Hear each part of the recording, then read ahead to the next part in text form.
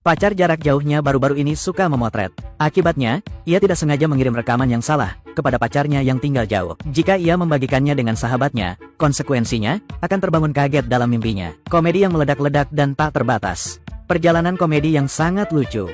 Josh dan Tiffany telah menjadi sahabat sejak kecil.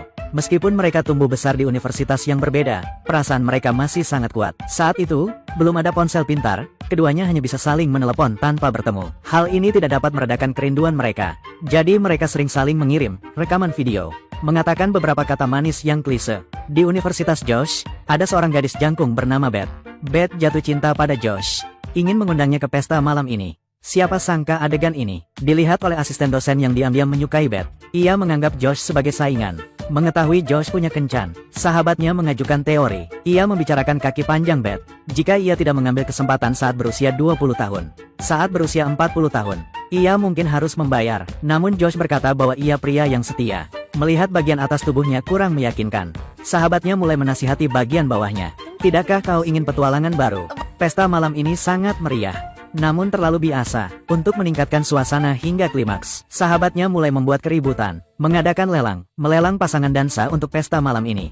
Saat itu Beth menemui Josh, mengatakan bahwa asisten pengajar telah melecehkannya, memohon Josh untuk mengambil fotonya. Tawaran awal adalah $5.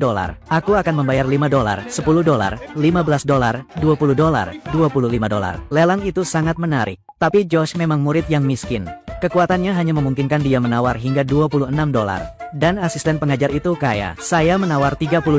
Jadi sahabatnya mengikuti aturan dan melelang Beth kepada Josh. Asisten pengajar itu ingin mengeluh kepada penyelenggara lelang, tetapi sahabatnya mengatakan ini adalah lelang murid. Sebagai asisten pengajar, mengapa dia ikut campur? Beth sangat berterima kasih kepada Josh. Selain pasangan dansanya, dia juga mendapatkan layanan gratis. Jadi mereka berdua menyiapkan kamera, mengabadikan momen-momen indah itu. Keesokan harinya, Josh penuh percaya diri. Teman-teman sekamarnya tidak mempercayainya. Kecuali kau bisa memberikan bukti. Josh tersenyum tipis. Ini buktinya, kau harus melihatnya. Ternyata video yang diputar adalah rekaman video yang ingin ia kirimkan kepada pacarnya. Kau tidak mengirimkannya kepada Tiffany. Ini bukti dari tadi malam. Telepon berdering saat itu. Halo Josh, aku Tiffany. Kakek pacarnya meninggal dunia. Dia akan pulang selama 3 hari. Josh sangat berterima kasih kepada kakeknya sekarang. Surga punya mata, masih ada kesempatan untuk menyelamatkannya. Tapi universitas pacarnya berjarak 1.800 mil darinya. Tapi tidak apa-apa, sahabatnya punya cara. Mereka menemukan Harvey, tuan muda yang kaya, ingin mengendarai mobil keluarga mereka. Harvey pemalu, lemah, dan tidak punya teman. Tiba-tiba seorang teman sekelas datang kepadanya. Dia sangat bahagia. Ia juga ditemani oleh teman sekelasnya, Hubert. Otak Tom tidak terlalu bagus di rumah untuk mengurus rumah, membawa serta teman sekelasnya, Harvey. Itu pilihan yang sangat bijaksana, karena semua biaya di perjalanan bisa menggesek kartu kredit ayahnya. Sekarang, waktu adalah uang. Hubert tahu jalan pintas bisa menghemat 5 jam. Tapi jalan pintas ini, penduduk setempat tidak mengambilnya. Tapi Hubert sudah memperhitungkan dengan matang. Cukup melaju 50 km per jam dan terbang melintas. Teman Harvey tidak setuju. Ternyata itu mobil keluarganya. Sahabatnya menasihatinya. Dengan jarak sedekat itu, apa yang perlu ditakutkan? Ludah bisa terbang melintas.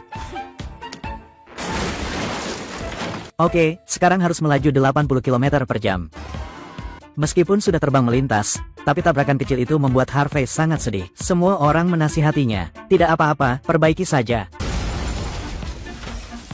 5 jam berjalan kaki yang dihemat semuanya terbuang sia-sia. Tapi ini bukan masalah yang paling serius. Masalahnya sekarang adalah, kartu kredit Harvey sudah mencapai batas maksimal. Mereka bahkan tidak bisa menyewa mobil. Tapi sahabatnya bilang dia punya cara. Dia pergi ke sekolah khusus tunanetra. Setelah memastikan bahwa mereka memang tunanetra, dia mencuri bus sekolah. 3 orang sisanya pergi sarapan. Tapi Harvey sangat pemilih. Katanya roti panggangnya tidak boleh diberi gula. Pelayannya sangat perhatian, membantunya mengeluarkan gula, bahkan menambahkan sedikit protein untuknya.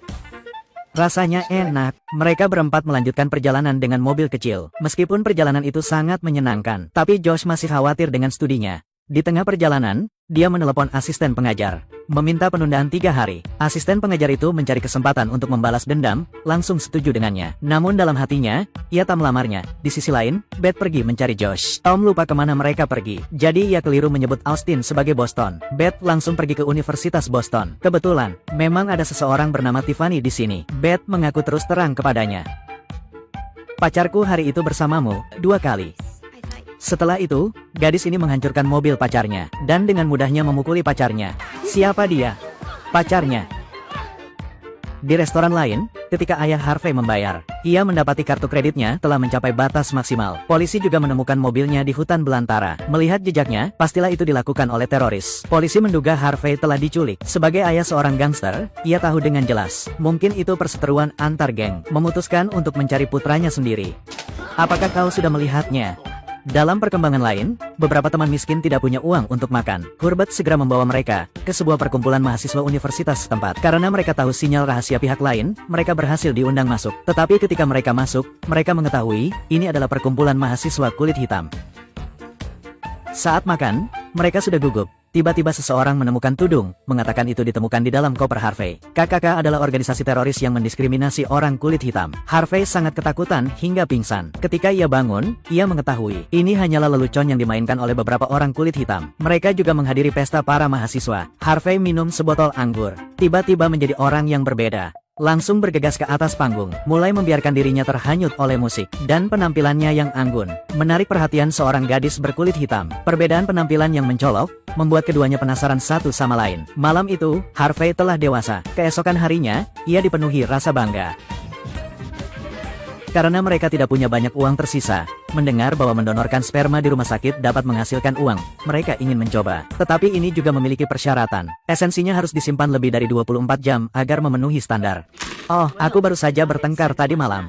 Dengan uang, mari kita lanjutkan perjalanan. Malam itu, mereka berencana untuk pergi ke rumah kakek Hubert untuk bermalam. Dia suka menonton TV, terutama aerobik. Dia sangat senang ketika anak-anak tiba. Keesokan harinya, mereka akhirnya tiba di tempat tujuan. Pergi ke kantor pos untuk mengambil paket pacarnya. Namun, manajer tidak setuju. Harvey, sekarang pria sejati, bersiap untuk menggunakan kekerasan terhadap manajer. Akibatnya, seluruh tim keamanan sekolah dikerahkan. Situasi menjadi kacau. Josh mengambil kesempatan untuk mendapatkan kembali rekaman itu. Namun, pada saat itu, ayah Harvey tiba. Melihat kejadian ini, ia semakin yakin bahwa putranya telah diculik.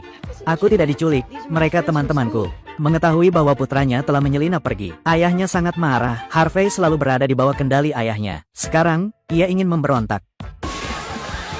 Situasi menjadi kacau lagi. Pada saat itu, Josh menemukan pacarnya, menyeretnya kembali ke asrama. Beth tiba-tiba menelepon. Siapa Beth? Ia ingin memberitahu Josh, guru privat tidak membantunya menunda ujian. Jika dia tidak kembali, studinya akan selesai. Dan pacarnya, saat itu, menonton rekaman video yang dikirim Josh. Tidak, aku tidak mau. Meskipun gambar itu hanya sekilas, tetapi intuisi wanita sangat menakutkan. Mereka putus secara alami. Pada akhirnya, Josh tetap tidak masuk ke ruang ujian. Karena ada tim penjinak bom di ruang ujian. Ujian ditunda. Josh juga lulus dengan lancar. Beth lah yang memberi alarm palsu.